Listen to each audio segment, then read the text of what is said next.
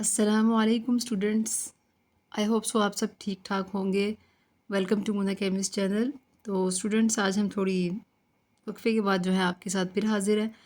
अच्छा स्टूडेंट, पहली बात तो सबको बहुत जो है वो उम्मीद है कि अच्छे तरीके से रमज़ान गुजर रहे होंगे। तो आई होप सो के साथ साथ तैयारी भी चल रही होगी, क्योंकि काफ़ी स्टूडेंट्स के तो एग्ज़ाम्स भी बहुत करीब हैं।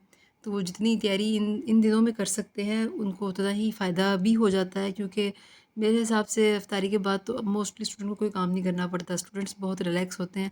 ये अलग बात है कि ज़्यादा खा पीने की वजह से वो डाउन हो जाते हैं और पढ़ते कुछ नहीं है, तो रेस्ट को प्रेफर करते हैं। लेकिन जो पढ़ने वाले स्टूडेंट है वो कभी भी रेस्ट को प्रेफर नहीं करेंगे। मैक्सिमम तैयारी की जो मतलब आप समझें कि आपका एक थोड़ा सा एक गोल्डन टाइम होता है, आप इसमें एक्टिव होकर बहुत ज़्यादा मैक्सिमम टेस्ट की प्रिपरेशंस, वो टॉपिक्स जिनकी आपको अंडरस्टैंडिंग नहीं है उनकी, और इसके अलावा बहुत सारी ऐसी चीज़ें होती हैं जो आपने रिकवर करनी होती है, तो आप इस टाइम पीरियड के दौरान कर सकते हैं। मैट्रिक के स्टूडेंट तो वैसे स्टूडेंट के आने वाले हैं खैर, लेकिन अभी तो मेरा टॉपिक जो है वो फर्स्ट ईयर के स्टूडेंट से रिलेटेड है, लिहाजा मैं थोड़ा सा उसको डिस्कस करूँगी। अच्छा स्टूडेंट, तो आज हमारा टॉपिक जो है वो एक्टिवेशन एनर्जी है। ये बहुत इंपॉर्टेंट टॉपिक है हर लिहाज से। Short question, MCQs, technical type of the question from this topic can be given to you in the MD CAT, E CAT. तो आपको हर लिहाज से जो है ना इससे रिलेटेड क्वेश्चन डिज़ाइन लाजमी किया जाता है। रीज़न कि ये एक इम्पॉर्टेंट टॉपिक है, और इस टॉपिक के रिलेटेड आप ही समझेंगे केमिस्ट्री की जो बिग बेस है ना, केमिकल रिएक्शंस जो होते हैं हमारी बॉडी में, हमारे इर्द गिर्द एवरीवेयर, उसकी ये एक बेस है।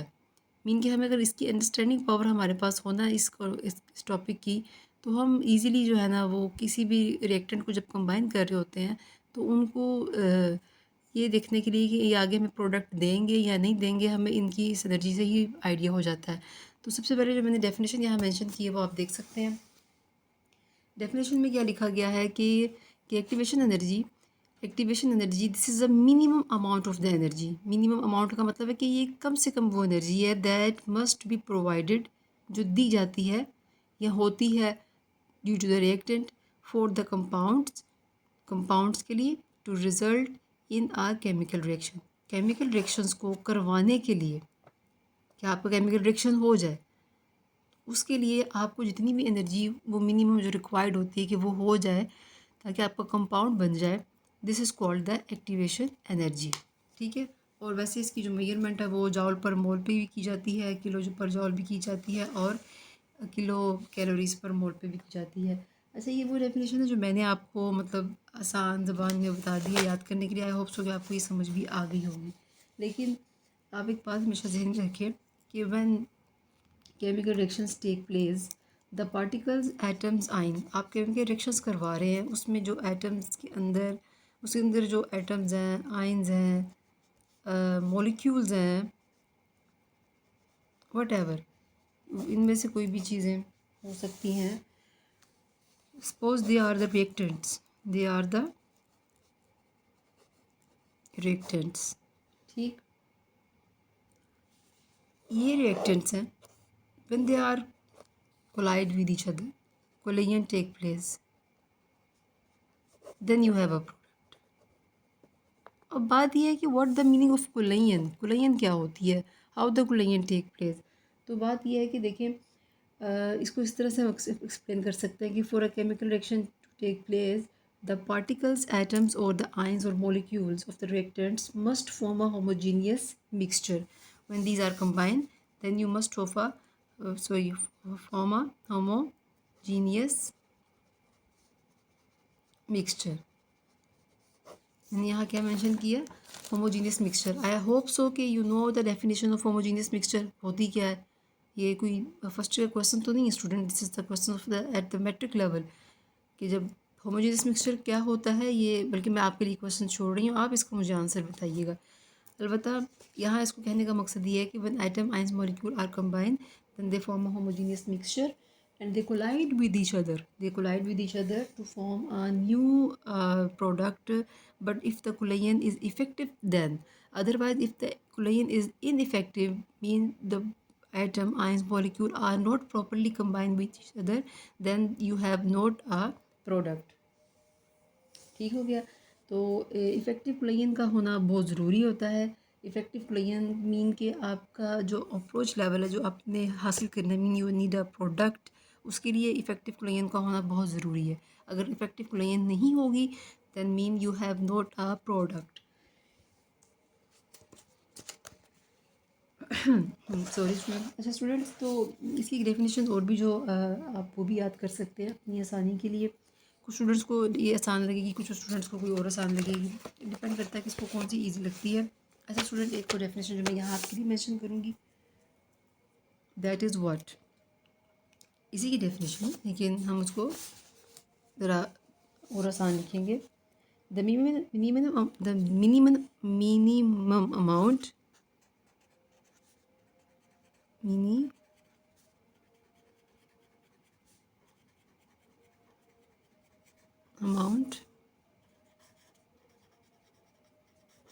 energy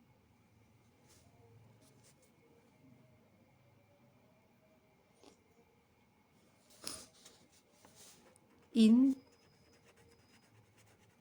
addition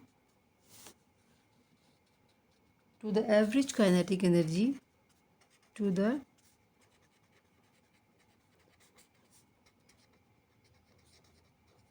kinetic energy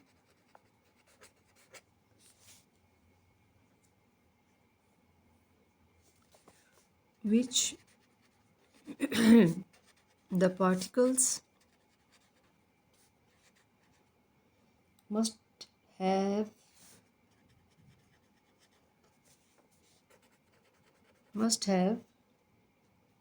effective Cloyan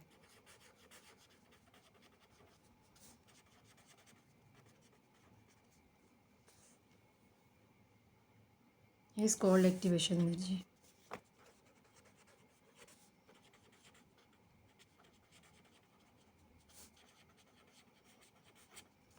ठीक हो गया। The minimum amount of the energy in addition to the average kinetic energy which is the particle must be have effective Cloyan is called the activation energy। Mean when you combine the reactants with each other then overall they have average kinetic energy due to which they are combining, but if the minimum energy of amount must be given to the reactants then maybe effective Cloyan take place and then you have a product, and when you have a product that mean the minimum amount of the energy that you have given and the already they have average kinetic energy both combine and you have a product.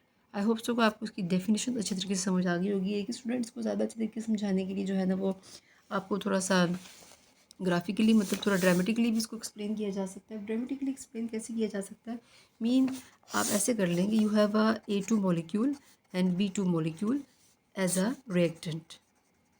ये आपके पास as a reactant है, mean कि आपके पास इस तरह से है। This is mean the bond, mean A and A are combined with the help of the bond, you know that about this, मुझे बताने की ज़रूरत नहीं है। इसी तरह आपके पास B और B है, ये भी आप इसमें कंबाइन है। ठीक हो गया। अब वन दी आर कंबाइन, तो आपने इसको मतलब रिएक्शन स्टार्ट करवा दिया है। बेसिकली ये आहिस्ता आहिस्ता वीक होना शुरू हो जाता है, मीन कि मैं इसको इस तरह से भी रिप्रेजेंट कर सकती हूँ। कैसे कि आपने इनको कंबाइन किया, अब जो इनके बीच में एक स्ट्रॉन्ग बॉन्ड को हम जो एक बिल्कुल इस तरह की लाइन से रिप्रेजेंट करते हैं, अब जब वो वीक हो जाता है तो उसको हम रिप्रेजेंट करते हैं with the help of dotted lines, mean this is the weak bond between the two atom, but this is a state just for a temporary times and this is known as a transition state,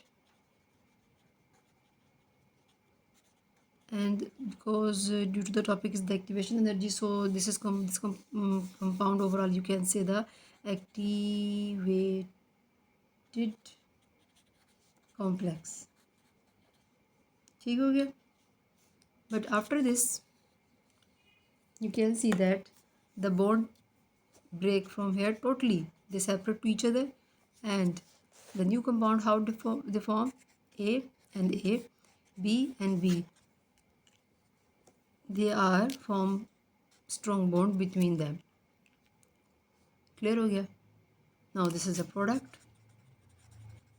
and if you get the product that mean the effective chlorine is take place, because if the effective chlorine is not take place then you can not get the product, so the energy that is required minimum energy that is must be given to the reactants to get the product. So you should properly understand the topic activation energy. I hope so कि आपको ये समझ आ गया हो, इसमें कोई किसी तरह की प्रॉब्लम ना हुई हो आप सबको। अगर कोई प्रॉब्लम है तो इसको काइंडली मुझसे पूछिएगा, मैं इसको ग्राफिकली भी एक्सप्लेन करूँगी, बल्कि ग्राफिकली इसको बहुत अच्छा एक्सप्लेन किया जा सकता है। लेकिन अभी तक जो आपको मैंने समझाया है, इसमें कोई किसी तरह की प्रॉब्लम है तो kindly ask the question, comment box में जो है मुझसे पूछिएगा। और अगर आप मेरे चैनल पे नए हैं तो सब्सक्राइब कीजिए, ये जो है वो आपका प्यार होगा हमारे लिए। बाकी लाइक कीजिए, शेयर कीजिए। Thank you so much. अल्लाह हाफिज़।